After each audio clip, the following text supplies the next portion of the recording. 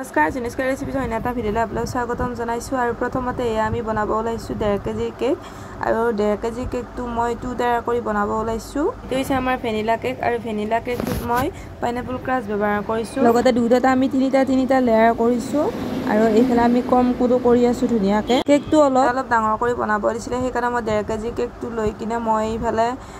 যেটো আমাৰ 1 কেজি কেকটো 7 ইঞ্চত বনাও আৰু 1.5 কেজি কেকটো 8 ইঞ্চত বনাও তো 8 আৰু মই 6 ইঞ্চ লৈছো এটা 6 ইঞ্চ লৈ কিনে আমি এইটা লেয়াৰ কৰিছো আৰু ধুনিয়াকে ইয়া তলৰ আমি 8 ইঞ্চ লেয়াৰটো কৰি আছো এই কেকটো অলপ ৰামধেনু টাইপৰ আছিল তো তলত দিছো আমি ব্লু কালাৰ তাৰ পিছত দিছো ইয়েলো কালাৰ তাৰ পিছত দিছো আমি পিংক কালাৰ আৰু ধুনিয়াকে গোটেই মানে ফিনিশিংটো কৰি আছো বৰ্তমান আৰু কেকটো আমাৰ ওচৰৰে হয় বউ এজনীয়ে দিছিলে তেওঁলোকৰ লৰাৰ মানে বাৰ্থডে আছিল তো তেনেকে আৰু এটো এটা আনকমন ডিজাইন হয় আপোনালোকে চাই থাকক শেষলৈকে আৰু কেনেকুৱা পায় শেষত কমেন্ট কৰি জনাবলৈ একদম নাপাহৰিব তো প্ৰথমতে আমি হিখিনি কৰিলো এটো আমাৰ নেক্সট হয় ওপৰৰ লেয়াৰটো আমি ব্লু কালাৰেৰে লেয়াৰটো বনাইছো আৰু এয়া আমাৰ আছিল প্ৰিন্ট কৰি উলিওৱা প্ৰিন্ট কৰা যিখিনি আছে গোটেইখিনি বস্তু আমাৰটা নাথাকে কাৰণ মই প্ৰিন্ট কৰি উলিয়াই আনিছো আৰু এতিয়া আমি দুটা লেয়াৰ ওপৰত বহাই দিম এয়া আমি নন ষ্টিক বহাই দিছো যেহেতু আমাৰ কেকটো 1.5 কেজি হলমান ভালকে থাকিবৰ কাৰণে দি দিছো কেকটো পিছত মানে বেকা হৈ না যায় তো তেনেকে এয়া আমি ধুনিয়াকে উঠাই আছো আৰু এয়া দিলো আমি বহাই মানে ধুনিয়াকে বহাই দিছো আৰু ফ্ৰিজত অলপ টাইম ৰাখি কিনে দিছো তেতিয়া হলে মানে ভাল হয় বস্তুবিলাক আমি ৰামধেনুখন ধুনিয়াকে বহাই দিছো এয়া আমি প্ৰিন্ট কৰি উলিওৱা হয় য'ত যেনেকে দিব লাগে গোটেইখিনি দি দিছো আপোনালোকে শেষলৈকে চাই থাকক ভিডিওটো আৰু এইফালে এয়া আমি প্ৰিন্ট কৰি উলিয়াইছো মানে আজিকালি ডিজাইন আৰু এইবিলাক আৰু ইয়াৰে গোটেইখিনি বস্তু আমি প্ৰিন্ট কৰি উলিওৱা হয় মানে যেহেতু মোৰ লগত একো নাছিলে তো এয়া আমি দি দিছো এফালে কাস্টমাৰ এই কেকটো দেখা পাই খুব ভাল পাইছে আৰু মোৰ খুব ভাল লাগিছে তো আপোনালোকৰটো কমেন্ট লাগিব তো সেইকাৰণে আপোনালোকৰ আগতো এই ভিডিওটো মানে শেয়াৰ কৰি দিছো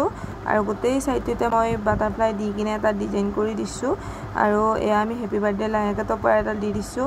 নামটো লিখি দিছো ৰিয়ান্স বুলি যেটো 8 বছৰ হল ইয়াৰ তো তেনেকৈ দি দিছো আৰু ৰেড কালাৰ স্প্ৰিংকুল দুটামান ইয়াতে দি দিছো সৰু সৰুকে আৰু এই হৈছে আমাৰ ফাইনাল লুক কেনেকুৱা পাইছে কব আৰু নেক্সট আমাৰ কেকৰ এটা ভিডিও আছে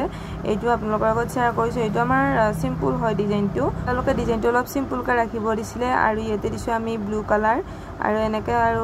ডেকোৰেশন কৰিছো আপোনালোকেতো দেখা পায় প্ৰত্যেকটো ভিডিওতে কিছুমান ভিডিওত মানে এনেকুৱাকৈ ডিজাইন কৰি দিও আৰু এইটো আৰু ইমান দেখাই থকা নাই আৰু এয়া আমি ব্লু কালাৰটো মাজে মাজে যি ফাক এৰি গৈছো তাতে আমি হোৱাইট কালাৰ দিম আৰু ষ্টাৰ নজলটোৰে দিছো মিডিয়ামৰ ষ্টাৰ নজলটো হয় তো এনেকৈ দি দিছো আৰু ওপৰতো মানে তেনেকৈ দি দিব লাগিব তেওঁলোকে এটা যেটো ডিজাইন দিছে হেইটো মানে এনেকৈ আছে ফাৰ্স্ট টাইম আমি গোটেইখিনিতে হোৱাইট কালাৰৰ এনেকৈ দি গৈছো পিছত মাজে মাজে আমি ব্লু কালাৰৰ এনেকৈ দি দিম এয়া মাজে মাজে দি দিছো দেখা পাইছেনে মানে একদম মানে সিম্পল হয় ডিজাইনটো কিন্তু অলপ খাসামিতি বেছি আছে ইয়াতে কাৰণ মানে ষ্টাৰ বিলাক দি থাকোঁতে টাইমটো গুছি যায় এটা টাইম বেছিকে লাগে কিন্তু সিম্পল ডিজাইন